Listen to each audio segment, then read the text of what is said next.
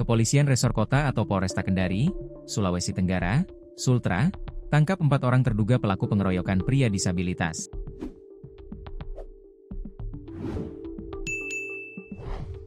Peristiwa terjadi di depan salah satu tempat biliar di Jalan Hairil Anwar, Kelurahan Watulondo, Kecamatan Puwatu, pada Minggu, 7 Desember 2025. Kepala Satuan Reserse Kriminal atau Kasatreskrim Polresta Kendari, AKP Weliwanto Malau, menerangkan pengeroyokan ini bermula saat korban difitnah mencuri oleh salah satu pelaku.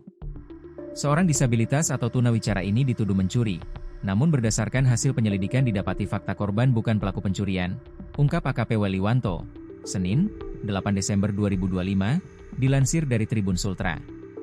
Saat kejadian korban mengalami tindak kekerasan pemukulan, diikat di sebuah tiang hingga ditelanjangi.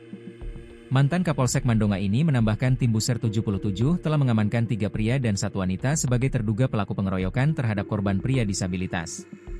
Para terduga pelaku dijerat pasal 170 ayat 1 Junto 351 ayat 1 karena diduga melakukan pengeroyokan yang mengakibatkan korban mengalami luka-luka, penganiayaan. Terduga pelaku kita amankan diantaranya seorang wanita inisial Ser, 19, dan 3 pria diantaranya Ras, 21, MZ, 21, MDJ, 21, tutupnya. Diketahui saat kejadian korban mengalami memar pada area wajah usai ditampar hingga ditinju pada area wajahnya yang dilakukan oleh para pelaku. Lokasi kejadian berjarak sekira 6,2 km atau 12 menit berkendara motor atau mobil dari kantor Polresta Kendari di Jalan Dipanjaitan Kelurahan Bonggoya, Kecamatan Wawa. Seorang pria penyandang disabilitas di Kota Kendari, Sulawesi Tenggara, menjadi korban pengeroyokan oleh sekelompok orang.